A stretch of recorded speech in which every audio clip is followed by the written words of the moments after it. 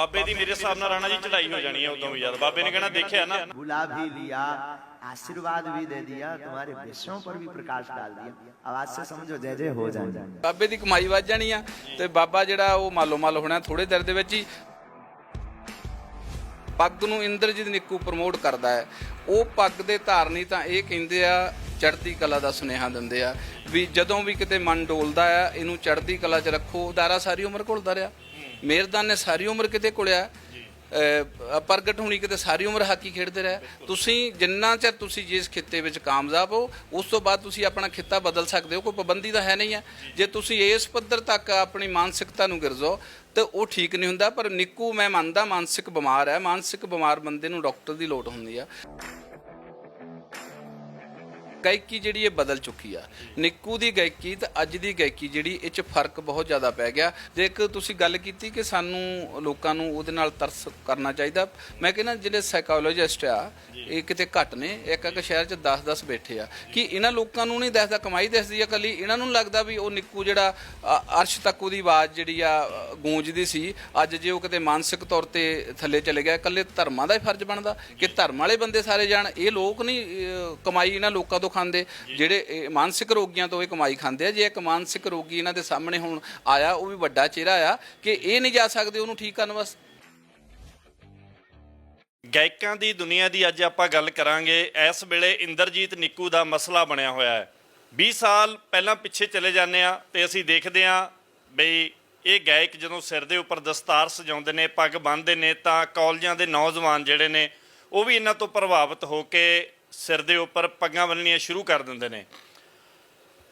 ਜਿਹੜਾ ਗਾਇਕ ਹੁੰਦਾ ਹੈ ਤੇ ਬਹੁਤ ਸਾਰੇ ਜਿਹੜੇ ਗਾਇਕ ਨੇ ਉਹ ਤੁਸੀਂ ਵੇਖੇ ਹੋਣਗੇ ਬਈ ਕਬਰਾਂ ਦੇ ਉੱਪਰ ਜਾਂਦੇ ਨੇ ਤਾਂ ਨੌਜਵਾਨ ਵੀ ਕਬਰਾਂ ਦੇ ਉੱਪਰ ਜਾਣਾ ਸ਼ੁਰੂ ਕਰ ਦਿੰਦੇ ਨੇ।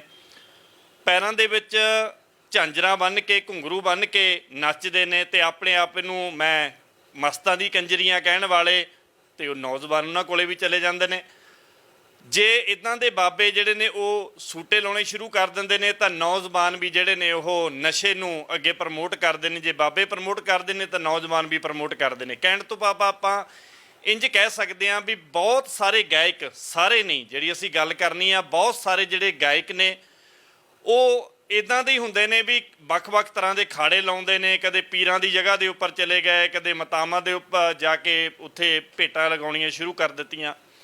ਇੰਨੀ ਦਿਨੀ ਜਿਹੜਾ ਮਸਲਾ ਬਣਿਆ ਇੰਦਰਜੀਤ ਨਿੱਕੂ ਦਾ, ਇੰਦਰਜੀਤ ਨਿੱਕੂ ਇੱਕ ਬਾਬੇ ਦੇ ਪੈਰੀ ਪੈਂਦਾ ਹੈ ਜਾ ਕੇ ਤੇ ਬਾਬਾ ਜੀ ਉਹਦੀ ਵੀਡੀਓ ਬਣਾ ਲੈਂਦੇ ਨੇ ਤੇ ਨੌਜਵਾਨਾਂ ਦੇ ਵਿੱਚ ਖਾਸ ਕਰ ਸੋਸ਼ਲ ਮੀਡੀਆ ਦੇ ਉੱਪਰ ਜਿਹੜਾ ਮੁੱਦਾ ਭਖਦਾ ਹੈ ਉਹ ਇਹ ਭਖਦਾ ਹੈ ਤੇ ਕੁਝ ਲੋਕ ਤੇ ਉਸ ਨੂੰ ਧਾਰਮਿਕ ਨਜ਼ਰੀਏ ਨਾਲ ਦੇਖ ਰਹੇ ਨੇ ਵੀ ਸ਼ਾਇਦ ਇੰਦਰਜੀਤ ਨਿੱਕੂ ਜਿਹੜਾ ਹੈਗਾ ਉਹ ਇੱਕ ਸਿੱਖ ਕਿਰਦਾਰ ਹੈ, ਸਰਦਾਰ ਕਿਰਦਾਰ ਹੈ। ਕੁਝ ਲੋਕ ਉਸ ਨੂੰ ਇਸ ਢੰਗ ਦੇ ਨਾਲ ਦੇਖ ਰਹੇ ਨੇ ਵੀ ਜਿਹੜਾ ਬਾਬਾ ਹੈ, ਬਾਬੇ ਨੇ ਜਾਣ ਕੇ ਵੀਡੀਓ ਬਣਾਈ ਹੈ। ਕੁਝ ਲੋਕ ਕਹਿ ਰਹੇ ਨੇ ਇੰਦਰਜੀਤ ਨਿੱਕੂ ਨੂੰ ਬਾਬੇ ਦੇ ਪੈਰਾਂ ਵਿੱਚ ਜਾ ਕੇ ਨਹੀਂ ਸੀ ਗਿਰਨਾ ਚਾਹੀਦਾ। ਕੁਝ ਲੋਕ ਕਹਿ ਰਹੇ ਨੇ ਉਹ ਮੈਂਟਲੀ ਅਪਸੈਟ ਸੀ ਤੇ ਉਹਨੂੰ ਜਾਣਾ ਚਾਹੀਦਾ ਸੀ, ਉਹ ਪਹੁੰਚ ਗਿਆ ਬਾਬੇ ਕੋਲੇ। ਆਪੋ ਆਪਣੇ ਬਾਬਿਆਂ ਦੇ ਫੋਲੋਅਰ ਨੇ, ਆਪੋ ਆਪਣੇ ਜਿਹੜੇ ਨੇ ਉਹ ਗਾਇਕਾਂ ਦੇ ਫੋਲੋਅਰ ਨੇ। ਕਹਿਣ ਤੋਂ ਭਾਵ ਬੜਾ ਰੋਲ ਘਚੋਲਾ ਜਿਹਾ ਪਿਆ ਹੋਇਆ ਸੋਸ਼ਲ ਮੀਡੀਆ ਦੇ ਉੱਪਰ। ਬਜ਼ੁਰਗ ਬਾਪੂ ਜੀ ਜਿਹੜੇ ਹੰਢਣਸਾਰ ਨੇ, ਬੜੀਆਂ ਕਵਿਤਾਵਾਂ ਲਿਖੀਆਂ ਇਹਨਾਂ ਨੇ, ਤੇ ਸਰਦਾਰ ਹਰਜਿੰਦਰ ਸਿੰਘ ਜੀ ਰਾਣਾ ਵੀਰ ਜੀ ਜਿਨ੍ਹਾਂ ਨੇ ਕਿਸਾਨੀ ਸੰਘਰਸ਼ ਦੇ ਵਿੱਚ ਬੜੀਆਂ ਮੱਲਾਂ ਮਾਰੀਆਂ। ਦੋਏ ਵੀਰ ਸਾਡੇ ਨਾਲ ਨੇ, ਦੋਨਾਂ ਦੇ ਨਾਲ ਗੱਲਬਾਤ ਕਰਦੇ ਹਾਂ। ਵਾਹਿਗੁਰੂ ਜੀ ਕਾ ਖਾਲਸਾ, ਵਾਹਿਗੁਰੂ ਜੀ ਕੀ ਫਤਿਹ ਵੀਰ ਜੀ। ਵਾਹਿਗੁਰੂ ਜੀ ਕਾ ਖਾਲਸਾ, ਵਾਹਿਗੁਰੂ ਜੀ ਕੀ ਫਤਿਹ ਜੀ। ਕਿਵੇਂ ਦੇਖਦੇ ਹੋ ਇੰਦਰਜੀਤ ਨਿੱਕੂ ਦੇ ਕਿਰਦਾਰ ਨੂੰ ਜਦੋਂ ਅੱਜ ਤੋਂ 20 ਸਾਲ ਪਿੱਛੇ ਮੁੜ ਕੇ ਆਪਾਂ ਦੇਖਦੇ ਹਾਂ? ਇਹ ਕੋਈ ਦੋ ਰਾਵਾਂ ਨਹੀਂ ਹੈ। ਉਹਨਾਂ ਦਿਨਾਂ 'ਚ ਅਸੀਂ ਵੀ ਮੁਸ਼ਫਟ ਗੱਭਰੂ ਹੁੰਦੇ ਸੀ ਜਦੋਂ ਇੰਦਰਜੀਤ ਨਿੱਕੂ ਸਟੇਜ ਤੇ ਪੱਗ ਸਜਾ ਕੇ ਆਇਆ ਕਰਦਾ ਸੀ ਤੇ ਸਾਡੇ ਵੀ ਮਨ 'ਚ ਚਾਹ ਹੁੰਦਾ ਸੀ ਪੱਗ ਬੰਨ੍ਹ ਲੈਣੀ, ਢਾਹ ਲੈਣੀ ਕਿ ਇੰਦਰਜੀਤ ਨਿੱਕੂ ਵਰਗੀ ਵੱਜ ਜਾਵੇ। ਸੋ ਪ੍ਰਮੋਟ ਕੀਤਾ ਪੱਗ ਨੂੰ, ਉਹਨੇ ਸਿੱਖੀ ਨੂੰ ਪ੍ਰਮੋਟ ਕੀਤਾ ਤੇ ਉਹਨਾਂ ਦਿਨਾਂ ਵਿੱਚ ਲੋਕਾਂ ਨੇ ਵੀ ਉਹਨੂੰ ਪ੍ਰਮੋਟ ਕੀਤਾ। ਲੋਕਾਂ ਨੇ ਫਰਸ਼ ਤੋਂ ਅਰਸ਼ ਤੱਕ ਬਿਠਾਇਆ ਇੰਦਰਜੀਤ ਨਿੱਕੂ ਨੂੰ। ਵਿਦੇਸ਼ਾਂ ਵਿੱਚ ਵੀ ਇੰਦਰਜੀਤ ਨਿੱਕੂ ਜਿਹੜਾ ਆਪਣੀ ਫਨ ਦਾ ਮੁਜ਼ਾਹਰਾ ਕਰਦਾ ਰਿਹਾ, ਆਲ ਇੰਡੀਆ ਵੀ ਸਾਰੇ ਫਨ ਦਾ ਮੁਜ਼ਾਹਰਾ ਕਰਦਾ ਰਿਹਾ। ਚੰਗੀ ਗਾਇਕੀ ਸੀ, ਵਧੀਆ ਗਾਉਂਦਾ ਸੀ ਜੀ। ਤੇ ਜਿਹੜੇ ਅੱਜ ਦੇ ਮਾਹੌਲ ਦੀ ਗੱਲ ਕਰਦੇ ਹਾਂ, ਜੇ ਇੰਦਰਜੀਤ ਨਿੱਕੂ ਜਦੋਂ ਉਸ ਬਾਬੇ ਦੇ ਪੈਰਾਂ 'ਚ ਜਾ ਕੇ ਡਿੱਗਦਾ ਹੈ ਤੇ ਉੱਥੋਂ ਸਾਬਤ ਹੁੰਦਾ ਹੈ ਕਿ ਇੰਦਰਜੀਤ ਨਿੱਕੂ ਨੂੰ ਜੋ ਲੋਕਾਂ ਨੇ ਸ਼ੋਹਰਤ ਦਿੱਤੀ ਸੀ ਉਹਦੇ ਕੋਲ ਸਾਂਭੀ ਨਹੀਂ ਗਈ। ਇੰਦਰਜੀਤ ਨਿੱਕੂ ਨੂੰ ਨੇੜੇ ਤੋਂ ਜਾਣਨ ਵਾਲੇ ਲੋਕ ਜਾਣਦੇ ਹੋਣਗੇ, ਆਪਾਂ ਸਾਰਾ ਕੁਝ ਮੀਡੀਆ ਦੇ ਸਾਹਮਣੇ ਖਲਾਰਾ ਨਹੀਂ ਪਾ ਸਕਦੇ। ਇੰਦਰਜੀਤ ਨਿੱਕੂ ਉਹ ਗਾਇਕਾ ਜਿਹਨੇ ਆਪਣੇ ਜਦੋਂ ਜੋਬਨ ਤੇ ਸੀ ਉਹਦੀ ਗਾਇਕੀ, ਤਾਂ ਉਹਨੇ ਰੱਜ ਕੇ ਅਜਾਚੀ ਵੀ ਕੀਤੀ ਹੈ। ਇਹ ਬੇਸ਼ੱਕ ਉਹਦੀ ਕਮਾਈ ਸੀ, ਉਹਨੇ ਖਾ ਲਈ ਗੋਰਿਆਂ ਵਾਂਗੂ 5 ਦਿਨ ਲਾ ਲਿਆ ਤੇ 7 ਦਿਨਾਂ 'ਚ ਖਾ ਲਈ, ਕੋਈ ਗੱਲ ਨਹੀਂ। ਪਰ ਉਹ ਲੋਕ ਜੇ ਕਮਾਉਂਦੇ ਆ ਤੇ ਖਾਂਦੇ ਆ, ਪਰ ਗਿਲਾ ਨਹੀਂ ਕਰਦੇ, ਕਿਉਂਕਿ ਹਰ ਮਨੁੱਖ ਨੂੰ ਪਤਾ ਹੁੰਦਾ ਹੈ ਕਿ ਸੁੱਖ ਆ ਤੇ ਦੁੱਖ ਆ, ਰਾਤ ਆ ਤੇ ਦਿਨ ਆ। ਦੋਏ ਜਿਹੜੇ ਦੁੱਖ ਤੇ ਸੁੱਖ ਜ਼ਿੰਦਗੀ ਦਾ ਹਿੱਸਾ ਹੈ। ਗੁਰਬਾਣੀ ਵੀ ਇਹਦੀ ਗਵਾਹੀ ਭਰਦੀ ਹੈ ਵੀ ਪਹਿਰੇ ਜਾਏ ਮਨੁੱਖ, ਦੁੱਖ ਸੁੱਖ ਦੋਏ ਕੱਪੜੇ। ਤੇ ਇਹ ਅਕਸਰ ਆਉਣੇ ਹੁੰਦੇ ਆ, ਕਿਉਂਕਿ ਜਿਸ ਪੱਗ ਨੂੰ ਇੰਦਰਜੀਤ ਨਿੱਕੂ ਪ੍ਰਮੋਟ ਕਰਦਾ ਹੈ, ਉਹ ਪੱਗ ਦੇ ਧਾਰਨੀ ਤਾਂ ਇਹ ਕਹਿੰਦੇ ਆ ਚੜ੍ਹਦੀ ਕਲਾ ਦਾ ਸੁਨੇਹਾ ਦਿੰਦੇ ਆ ਵੀ ਜਦੋਂ ਵੀ ਕਿਤੇ ਮਨ ਡੋਲਦਾ ਆ, ਇਹਨੂੰ ਚੜ੍ਹਦੀ ਕਲਾ 'ਚ ਰੱਖੋ। ਸਾਡੇ ਜਿਹੜੇ ਧਾਰਮਿਕ ਜਕਾਰੇ ਆ ਜਾਂ ਧਾਰਮਿਕ ਸੰਸਥਾਵਾਂ, ਜਦੋਂ ਗੁਰਦੁਆਰਿਆਂ ਜਾਂ ਆਪਾਂ ਜਾਂਦੇ ਆ ਤਾਂ ਉੱਥੇ ਵੀ ਸਾਨੂੰ ਚੜ੍ਹਦੀ ਕਲਾ ਦੀ ਗੱਲ ਹੀ ਉੱਥੇ ਜਾ ਕੇ ਸੁਣਦੇ ਆ, ਕਿਉਂਕਿ ਗੁਰਬਾਣੀ ਜਿਹੜੀ ਢਹਿੰਦੀ ਕਲਾ ਵੱਲ ਜਾਂਦੀ ਨਹੀਂ ਕਦੇ ਵੀ। ਗੁਰਬਾਣੀ ਤਾਂ ਕਹਿੰਦੀ ਆ ਕਿ ਦਿਨ ਬਦਲਣਗੇ, ਤੂੰ ਆਪਣੇ ਆਪ ਦੀ ਸੋਚ ਨੂੰ, ਆਪਣੇ ਮਨ ਨੂੰ ਉੱਚਾ ਰੱਖ ਬਸ। ਜੀ ਜੀ ਜੀ ਬਾਪੂ ਜੀ, ਤੁਸੀਂ ਦੁਨੀਆ ਦੇਖੀ ਹੈ, ਦੁਨੀਆ ਦੇ ਵਿੱਚ ਤੁਸੀਂ ਆਪਣੇ ਜੀਵਨ ਦੇ ਵਿੱਚ ਵੀ ਬੜੇ ਉਤਰਾਅ ਚੜਾਅ ਦੇਖੇ ਹੋਣਗੇ। ਇਦਾਂ ਡੋਲ ਜਾਣਾ, ਕਿਸੇ ਬਾਬੇ ਦੇ ਜਾ ਕੇ ਪੈਰਾਂ ਤੇ ਗਿਰ ਜਾਣਾ, ਤੁਸੀਂ ਇਸ ਚੀਜ਼ ਨੂੰ ਕਿਵੇਂ ਦੇਖਦੇ ਹੋ? ਦੇਖੋ ਮੇਰੇ ਮਿੱਤਰ ਪਿਆਰੇ, ਜਿਹੜਾ ਜੀਵਨ ਹੈ ਇਹ ਇੱਕ ਸੰਘਰਸ਼ ਹੈ, ਇੱਕ ਲੜਾਈ ਹੈ। ਮਤਲਬ ਜੇਕਰ ਤੁਸੀਂ ਦਿਲ ਨੂੰ ਤਕੜਿਆਂ ਕਰਕੇ ਇਸ ਮਤਲਬ ਲੜਾਈ ਨੂੰ ਜਿੱਤਣਾ ਚਾਹੁੰਦੇ, ਮਾਨਸਿਕ ਤੌਰ ਤੇ ਮਤਲਬ ਤੁਸੀਂ ਜਿਹੜੇ ਕਮਜ਼ੋਰ ਨਹੀਂ ਹੋਣੇ ਚਾਹੀਦੇ। ਮਾਨਸਿਕ ਜੇ ਤੁਸੀਂ ਮਤਲਬ ਕਮਜ਼ੋਰ ਹੋ, ਇਹਦਾ ਮਤਲਬ ਤੁਸੀਂ ਮਤਲਬ ਹਾਰ ਮੰਨ ਲਈ ਹੈ। ਇਸ ਕਰਕੇ ਮੈਂ ਤਾਂ ਇਹ ਮਤਲਬ ਉਮੀਦ ਕਰਦਾ ਆਪਣੇ ਮਿੱਤਰਾਂ ਤੋਂ ਵੀ, ਜਾਂ ਜਿਹੜੇ ਹੋ ਚੁੱਕੇ ਉਹਨਾਂ, ਜਿਹੜੇ ਸਾਡੇ ਵੱਡੇ ਵੱਡੇ ਲੋਕ ਜਿਨ੍ਹਾਂ ਨੇ ਸਿਰ ਜਿਹੜੇ ਆਪਣੀਆਂ ਤਲੀਆਂ ਤੇ ਰੱਖ ਕੇ ਸਾਡੇ ਲਈ ਕੀ ਕੁਛ ਕੀਤਾ ਹੈਗਾ, ਔਰ ਸਵਾ ਲੱਖ ਦੇ ਨਾਲ ਜਿਹੜੇ ਇੱਕ ਲੜੇ, ਜਿਹਦੇ ਆਪਾਂ ਚਮਕੌਤ ਦੀ ਗੜੀ ਵੱਲ ਝਾਤੀ ਮਾਰ ਲਈਏ ਤੇ ਕਿੰਨੇ ਮਤਲਬ ਸੀ 35-40 ਗਿਣੇ ਜਾਂਦੇ ਆ ਨਾ, ਤੇ ਉਹਨਾਂ ਨੇ ਕਿੰਨੇ ਹਜ਼ਾਰ ਮਤਲਬ ਲੋਕਾਂ ਨਾਲ ਮੁਕਾਬਲਾ ਕੀਤਾ। ਇੰਨੀਆਂ ਮੁਸੀਬਤਾਂ ਦਾ ਸਾਹਮਣਾ ਕਰਕੇ ਵੀ ਕਦੇ ਡੋਲਦੇ ਨਹੀਂ। ਅਸੀਂ ਉਹਨਾਂ ਦੇ ਪੈਰੋਕਾਰ ਹੁੰਦਿਆਂ ਹੋਇਆਂ ਜੇ ਢਹਿੰਦੀਆਂ ਕਲਾਂ ਵੱਲ ਸੋਚੀਏ ਤਾਂ ਮੇਰਾ ਖਿਆਲ ਲਾਹਨਤ ਹੀ ਆ ਸਾਡੇ ਵਾਸਤੇ। ਆਮ ਬਜ਼ੁਰਗ ਇੱਕ ਗੱਲ ਕਹਿੰਦੇ ਹੁੰਦੇ ਸੀ ਵੀ ਚਾਦਰ ਦੇਖ ਕੇ ਪੈਰ ਪਸਾਰਨੇ ਚਾਹੀਦੇ ਆ, ਤੇ ਇਹ ਤੋਂ ਇਹੀ ਸਿੱਧ ਹੁੰਦਾ ਨਾ ਵੀ ਹਾਂ ਜਿੰਨਾ ਸਾਡੇ ਕੋਲੇ ਪੈਸੇ ਹੁਣ ਉਹਨਾਂ ਖਰਚਾ ਕਰ ਲੈਣਾ ਚਾਹੀਦਾ। ਜ਼ਰੂਰੀ ਹੈ, ਇਹ ਤਾਂ ਜ਼ਰੂਰੀ ਹੈ। ਜੇ ਵੇਖੋ ਨਾ, ਤੁਹਾਡੇ ਕੋਲ ਹੁਣ 40 ਰੁਪਏ ਆ, ਤੁਸੀਂ 100 ਰੁਪਇਆ ਖਰਚੋਗੇ ਤਾਂ ਆਪਣੇ ਆਪ ਤੁਸੀਂ ਕਰਜ਼ਾਈ ਹੋਵੋਗੇ, ਤੇ ਜਾਂ ਲੋਕਾਂ ਦੇ ਪੈਰਾਂ 'ਚ ਡਿੱਗੋਗੇ, ਮੈਨੂੰ ਪੈਸਾ ਦੇ ਮੰਗਤੇ ਬਣ ਜਾਓਗੇ ਨਾ। ਤੇ ਉਹਦੇ ਨਾਲ ਬਿਹਤਰ ਨਹੀਂ ਕਿ ਜੋ ਤੁਹਾਡੇ ਇਨ ਹੈਂਡ ਆ ਉਹ ਤੁਸੀਂ ਉਹਨੂੰ ਸੋਚ ਕੇ ਤੁਹਾਨੂੰ ਮਤਲਬ ਜਿਹੜਾ ਬਹੁਤ ਕੰਜੂਸੀ ਨਾਲ ਵਰਤ ਲਓ ਤੇ 2-4-10 ਰੁਪਏ ਬਚਾ ਵੀ ਲਓ। ਜੀ ਜੀ ਜੀ ਬਿਲਕੁਲ ਸਹੀ ਗੱਲ। ਰਾਣਾ ਜੀ, ਤੁਸੀਂ ਵੀਡੀਓ ਵੇਖੀ ਹੋਣੀ ਆ ਤੇ ਲੋਕ ਕਮੈਂਟ ਕਰਦੇ ਨੇ ਵੀ ਬਾਬੇ ਨੇ ਜਾਣ ਕੇ ਵੀਡੀਓ ਬਣਾਈ ਆ, ਉਹਦੀ ਮੂੰਹ ਤੋਂ ਮਾਸਕ ਵੀ ਲਹਾ ਦਿੱਤਾ ਤੇ ਉਹਨੂੰ ਮੂੰਹ ਵੀ ਇੱਧਰ ਕਰਨ ਨੂੰ ਕਿਹਾ ਵੀ ਇੱਧਰ ਮੂੰਹ ਕਰਕੇ ਫੇਰ ਗਾ, ਹਨਾ। ਤੁਹਾਨੂੰ ਲੱਗਦਾ ਵੀ ਬਾਬੇ ਇਦਾਂ ਜਾਣ ਕੇ ਕਰਦੇ ਨੇ ਵੀ ਹਾਂ ਇਸ ਚਿਹਰੇ ਨੂੰ ਜਿਹੜਾ ਹੈ ਉਹ ਸਮਾਜ ਦੇ ਵਿੱਚ ਕਲੰਕਿਤ ਕੀਤਾ ਜਾਵੇ? ਜਦੋਂ ਕੋਈ ਵੱਡਾ ਚਿਹਰਾ ਇਹਨਾਂ ਬਾਬਿਆਂ ਕੋਲ ਜਾਂਦਾ ਹੈ, ਪਹਿਲੀ ਗੱਲ ਤਾਂ ਇਹ ਡੇਰੇ ਪ੍ਰਮੋਟ ਹੀ ਇਸ ਤਰ੍ਹਾਂ ਹੁੰਦੇ ਆ। ਕੋਈ ਵੱਡੇ ਚਿਹਰੇ ਨੂੰ ਜਦੋਂ ਵੀਡੀਓ ਬਣਾ ਕੇ ਪੇਸ਼ ਕਰੋਗੇ ਤੇ ਬਾਬਾ ਵੀ ਵੱਡਾ ਹੋਇਆ ਕਰਦਾ।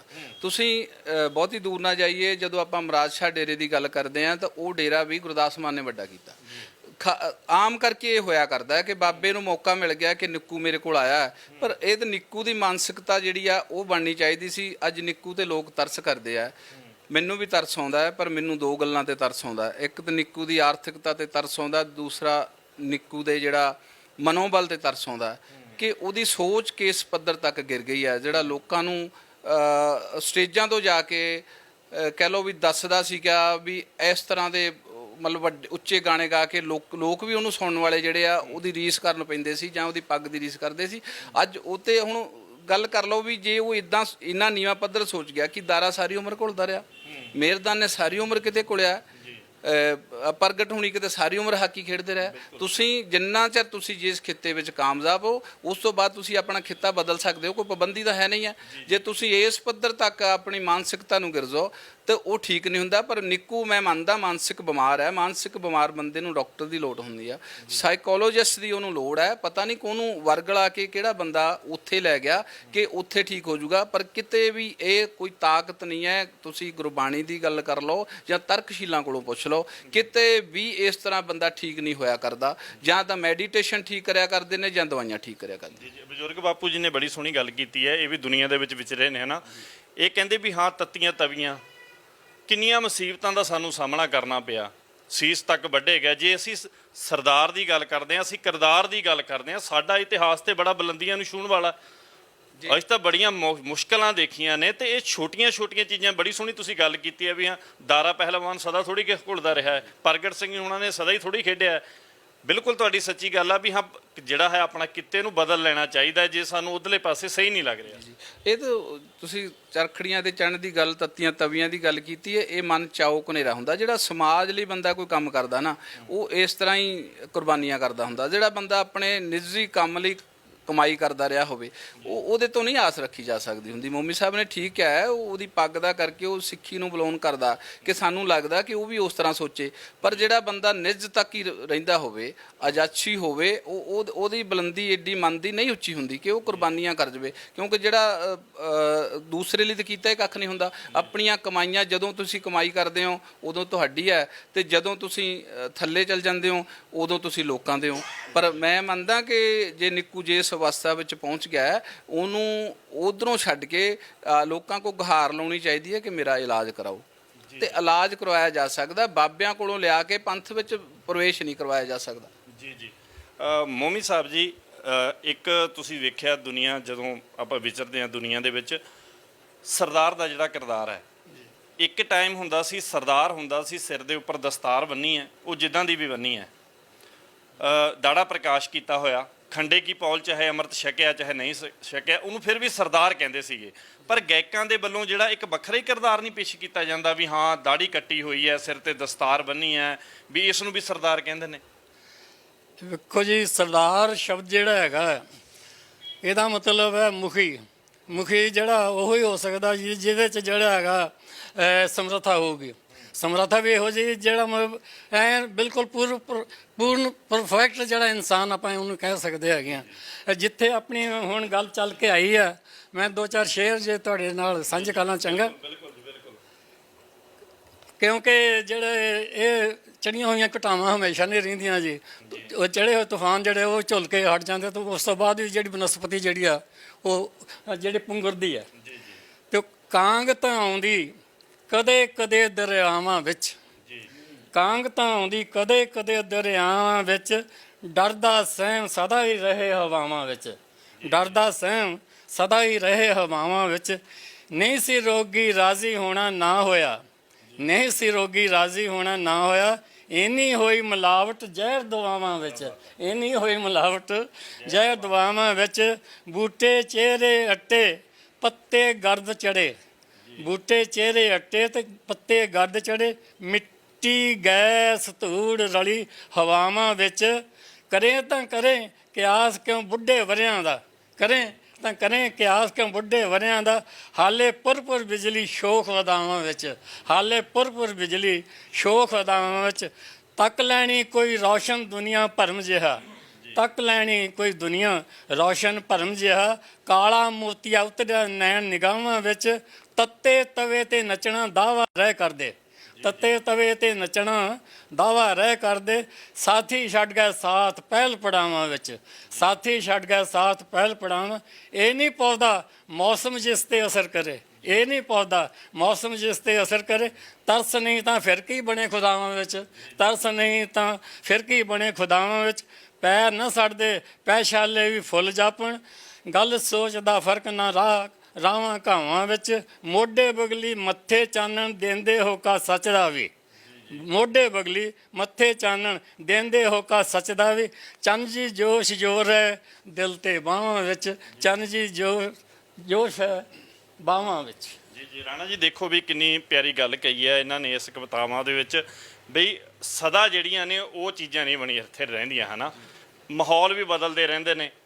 ਵਡੇਪਾ ਆਇਆ ਹੈ, ਪਹਿਲਾਂ ਜਵਾਨੀ ਵੀ ਸੀਗੀ, ਵਡੇਪੇ ਤੱਕ ਪਹੁੰਚੇ ਆ ਨਾ, ਤੇ ਪਹਿਲਾਂ ਸੁੱਖ ਸੀਗਾ ਤੇ ਦੁੱਖ ਸੀਗਾ। ਇਹਦਾ ਮਤਲਬ ਨਿਰਾਸ਼ਤਾ ਸਿੱਖ ਦੇ ਪੱਲੇ ਤੇ ਹੋਣੀ ਹੀ ਨਹੀਂ ਚਾਹੀਦੀ। ਨਹੀਂ, ਸਿੱਖ ਦੇ ਪੱਲੇ ਤਾਂ ਵੈਸੇ ਤਾਂ ਆਮ ਮਨੁੱਖ ਦੇ ਪੱਲੇ ਨਹੀਂ ਹੋਣੀ ਚਾਹੀਦੀ, ਪਰ ਜਿਹੜਾ ਸਿੱਖ ਹੈ ਇੱਕ ਹੋਰ ਵੱਖਰੀ ਸੋਚ ਦਾ ਧਾਰਨੀ ਹੈ, ਕਿਉਂਕਿ ਇਹ ਕੁਰਬਾਨੀਆਂ ਚੋਂ ਨਿਕਲਿਆ। ਇਹਦੇ ਤਾਂ ਨੈਗੇਟਿਵਿਟੀ ਤੇ ਇਹਦੇ ਨੇੜੇ ਨਹੀਂ ਆਉਣੀ ਚਾਹੀਦੀ। ਮੈਨੂੰ ਲੱਗਦਾ ਹੈ ਕਿ ਨਿੱਕੂ ਜਿਸ ਕਦਰ ਉਹਦੀ ਮਾਨਸਿਕਤਾ ਨੀਵੀਂ ਡਿੱਗ ਗਈ ਆ, ਉਸ ਨੂੰ ਹਮਦਰਦੀ ਦੀ ਲੋੜ। ਇਹੋ ਜਿਹੇ ਮਰੀਜ਼ਾਂ ਨੂੰ ਹਮਦਰਦੀ ਦੀ ਲੋੜ ਹੋਇਆ ਕਰਦੀ ਆ। ਉਹਨੂੰ ਹਮਦਰਦੀ ਦੀ ਤਾਂ ਲੋੜ ਹੈ, ਪਰ ਹਮਦਰਦੀ ਉਹ ਨਹੀਂ ਕਿ ਉਹਨੂੰ ਖੂਹ 'ਚ ਸਿੱਟ ਦਿਓ। ਉਹ ਜਿਸ ਜਗ੍ਹਾ ਉਹਨੂੰ ਲਿਜਾਇਆ ਗਿਆ, ਉਸ ਜਗ੍ਹਾ ਤੇ ਜਾ ਕੇ ਨਿੱਕੂ ਹੋਰ ਨੈਗੇਟਿਵਿਟੀ ਵੱਲ ਜਾਊਗਾ। ਹੁਣ ਜੇ ਇੰਨੇ ਕਮੈਂਟ ਜਿਹੜੇ ਕੀਤੇ ਜਾ ਰਹੇ ਨੇ, ਬਹੁਤ ਲੋਕ ਜਿਹੜੇ ਨੇ ਉਹ ਨਿੱਕੂ ਨੂੰ ਗਲਤ ਵੀ ਆਖ ਰਹੇ ਨੇ, ਤੇ ਬਹੁਤ ਲੋਕ ਜਿਹੜਾ ਉਹਨੂੰ ਕਹਿ ਰਹੇ ਨੇ ਵੀ ਹਾਂ ਸਾਨੂੰ ਇਹਦੀ ਮਦਦ ਕਰਨੀ ਚਾਹੀਦੀ ਹੈ। ਹੁਣ ਅਖੀਰ ਦੇ ਵਿੱਚ ਗੱਲ ਆਪਾਂ ਇੱਥੇ ਮੁੱਕਦੀ ਹੈ ਵੀ ਹਾਂ ਉਹਦੀ ਹਮਦਰਦੀ ਜਿਹੜੀ ਉਹਨੂੰ ਜਾਂ ਕਿਸੇ ਡਾਕਟਰ ਨੂੰ ਦਿਖਾਉਣਾ, ਜਾਂ ਉਹਦੇ ਲਈ ਹਮਦਰਦੀ ਜ਼ਾਹਿਰ ਕਰਨੀ, ਜਾਂ ਉਹਨੂੰ ਥੋੜਾ ਬਹੁਤ ਲੋਕ ਜਿਹੜੇ ਇਕੱਠਿਆਂ ਕਰਕੇ ਪੈਸੇ ਉਹਦੇ ਸ਼ੋਅ ਲਵਾਏ ਜਾਣ, ਜਾਂ ਉਹਨੂੰ ਬਾਹਰਲੇ ਜਿਹੜੇ ਲੋਕ ਨੇ ਉਹ ਸ਼ੋਅ ਉੱਥੇ ਉਹਦੇ ਬਾਹਰ ਕਰਾਉਣ, ਹੈ ਨਾ, ਤਾਂ ਜੋ ਜਿਹੜਾ ਉਹਦਾ ਕਰਜ਼ ਹੈ ਉਹ ਵੀ ਲੱਥ ਸਕੇ। ਜਦੋਂ ਤੂੰ ਕਿਸੇ ਵੀ ਕੰਮ ਨੂੰ ਦੁਬਾਰਾ ਕਰਦੇ ਆ, ਕੋਈ ਪਲੇਅਰ 2 ਸਾਲ ਵੀ ਖੇਡਣਾ ਛੱਡ ਜਾਵੇ ਨਾ, ਤਾਂ ਉਸ ਤੋਂ ਬਾਅਦ ਉਸ ਉੱਥੇ ਪਹੁੰਚਣਾ ਬਹੁਤ ਮੁਸ਼ਕਲ ਹੁੰਦੀ ਆ। ਗਾਇਕੀ ਜਿਹੜੀ ਇਹ ਬਦਲ ਚੁੱਕੀ ਆ।